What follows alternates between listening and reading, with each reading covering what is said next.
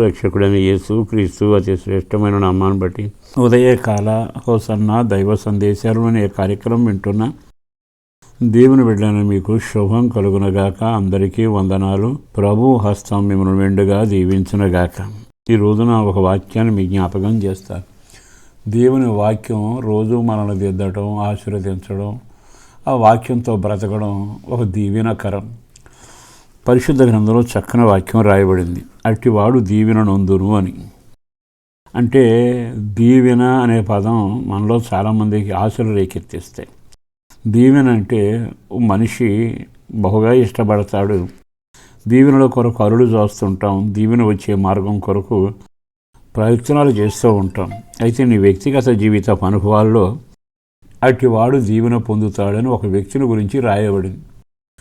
ఎవరికి ఆ కార్యం జరుగుతుంది, ఎవరు ఆ దీవెనలు పొందుతారు అంటే సామెతల గ్రంథం 22వ అధ్యాయము 9వ వాక్యంలో ఇలాగున రాయబడి ఉంది. ఏమని రాయబడిందంటే, దయాదృష్టి గలవాడు తన ఆహారంలో కొంత దరిద్రునికి ఇచ్చును, అట్టివాడు దీవెన నొందును. దయాదృష్టి గలవాడు తన ఆహారంలో కొంత దరిద్రునికి ఇచ్చును, అట్టివాడు దీవింపబడును. ధనవంతుడు కొంత ఇచ్చెను, అతడు దీవించబడినని రాయల.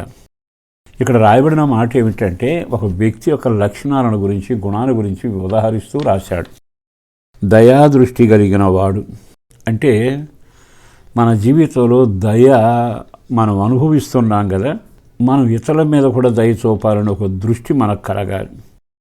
మన స్థితి హీనంగా ఉన్నప్పుడు దయాదృష్టి కలిగిన వాడు తన దృష్టిని నిలిపి మన జీవితాన్ని ఎంతగా ఉన్నతంగా మారుస్తూ ఈ రోజున ఒక ఉద్యోగస్తుడుగాను, వ్యాపారిగాను, కుటుంబీకుడుగాను, ఆరోగ్యవంతునిగాను చేసి నడిపించాడే. ఇదంతా ఆయన దయేగా. మన డబ్బు వలనో తెలివి వలనో కాదు. డబ్బు ఉన్న వాళ్ళంతా బాధలు లేకుండా ఉన్నారా? అంగబలం ఉన్న వాళ్ళంతా కలిసి ఉంటున్నారా? నాది అనుకున్నదంతా అనుభవించగలుగుతున్నారా? ఇవి వేరే చెప్పనక్కర్లేదుగా. కానీ దేవుని దయను బట్టి మనము బ్రతికున్నాం. కానీ ఈ రోజున దయాదృష్టి అనే ఒక్క మాట నేను మీతో చెప్పాలనుకుంటున్నాను. దయాదృష్టి ఉన్నవాడికి ఒక లక్షణం ఉంటుంది. ఎవరైనా పేదవాడు కానీ, లేనివాడు కానీ, అవసరంలో ఉన్నవాడు కానీ కనబడితే నెమ్మదిగా పంచిపెట్టడానికి ఇష్టపడతాడు. తన దగ్గర ఏముంది గనక ఉంటే పెట్టడం అనే లెక్క కొంతమంది. కానీ దయాదృష్టి ఉంటే, అయ్యో నాకున్న దానిలో అతనికి ఏమీ లేదుగా, కొంతైనా నేను పెడితే బాగుంటుంది కదా అని తన ఆహారంలో కొంత నెమ్మదిగా అతనికి ఇస్తాడట. ఆకాశమందున దేవుడు చూస్తాడట. ఆహా, నేను ఇతని మీద చూపిన దయ ఇతరుల మీద కూడా ఇతను చూపుతున్నాడుగా. దయాదృష్టి కలిగి తన ఆహారంలో కొంత దరిద్రునికి ఇస్తున్నాడుగా. కొంత దరిద్రునికి ఇచ్చుట. మనం ఇన్ని సంవత్సరాలు బ్రతికాం కదా, దేవుడు కొన్నిసార్లు మన స్థితి బాగానే ఉంచాడు. అసలు లేనివాడు చాలామంది మన కళ్ళ ముందు కనపడుతున్నారు. నీకు ఆ లేని వాళ్ళని నీ కళ్ళ ముందు ఎందుకు పెట్టాడు? ఒకసారి ఆకిస్తే మనం ఏదో గొప్పవాళ్ళం, నీతిమంతులు అని కాదు. నువ్వు తప్పక అతనికి చేయి చాపుతావేమో, అతని మీద దయగలిగి మాట్లాడి దయదృష్టితో కార్యం చేస్తావేమో దేవుడు కనిపెడతాడు. ఎప్పుడు అలా కనిపెట్టిన వెంటనే దయాదృష్టి కలిగిన వాడుగా కనబడగానే వెంటనే పరలోకా నుంచి ఒక ఆదేశం వస్తుంది.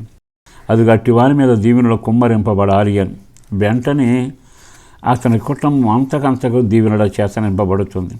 కనుక మన చేతిలో డబ్బులుండి, వ్యాపారం ఉండి దీవెన పొందాం.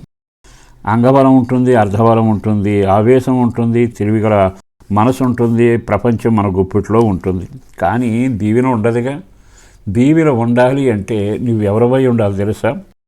నీతో ఉన్నవారికి నీ సొమ్ము, నీ సమయం నీది అని పంచగలగాలి. ఎప్పుడైతే ఆ కార్యం చేస్తావో అది దీవెనకరంగా ఉంటుంది. యేసు ప్రభు పలుసార్లు పంచుతూ వచ్చాడుగా. మీరు బైబిల్లో చదివితే ఏముంది? ఆయన అంగీనట రానువారు పంచుకోవడానికి ఇచ్చాడట. మీరు బైబిల్లో చదివారు ఆ వాక్యాన్ని. తన జీవితంలో తన ప్రాణం నా కొరకు ఇచ్చాడు. ఆయన జీవాన్ని ప్రతి గొర్రెకి ఇచ్చాడు. పాపక్షమాపణ అడిగిన వారందరికీ అనుగ్రహించాడు. ఆయనకి రొట్టెైన, శరీరమైన, త్యాగమైన, జీవమైన ఏదైనా ఇవ్వగలిగిన వాడు. ఈరోజు ఈ మాటలు వింటున్న దేవుని బిడ్డలారా, ఒక్క క్షణం ఆగి మీరు ఇవ్వటానికి అలవాటు పడండి. ఇతరులకి కొంత ఇవ్వటానికి ఇష్టపడండి. చేతులు చాపండి.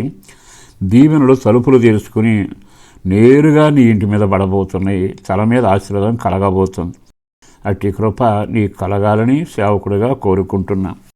పరిశుద్ధులను ప్రేమమడిన ప్రభు వందనాలయ.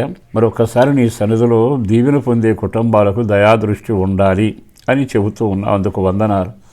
దూరదృష్టి ఉన్నవాడు ఉన్నారు, కానీ దయాదృష్టి కలిగిన వాడు లేపబడాలయ్యా. ఈ వాక్కు వారి గుండెల్లో స్థిరపరచండి. వాళ్ళ జీవితంలో ఎంతటి భయానకమైన పరిస్థితుల్లో ఉన్న దీవెన లేకపోతే వర్షం లేని పైరులాగా జీవితం ఎడారిలాగా ఉంటుంది. వాళ్ళ జీవితంలో ఆశీర్వదించబడినట్లు దయాదృష్టి చేత ఈ బిడ్డలను దీవించండి. ఇతరులకు పెట్టగలిగే మనసు చేయి జాపే అనుభవం నేర్పించండి. పిల్లల విషయం, పెద్దల విషయం, ఆరోగ్యం, ఆహారం, ఐక్యత, రక్షణ, అన్నిటికంటే వ్యాపార వ్యవసాయాలలో కూడా నీవు తోడుగా ఉంటూ కుటుంబాలను అంతకంతకు దీవించి నీ రాకడ కొరకు ఆయత్తపరచమని ఈ కుటుంబంలో ఉన్న ప్రతి వారికి నేను ఒక ప్రార్థన చేస్తూ ఉండగా దయాదృష్టి కలిగించి కార్యం చేసి దీవించండి. యేసు పేరట వేడుతున్నాం తండ్రి. ఆమేన్.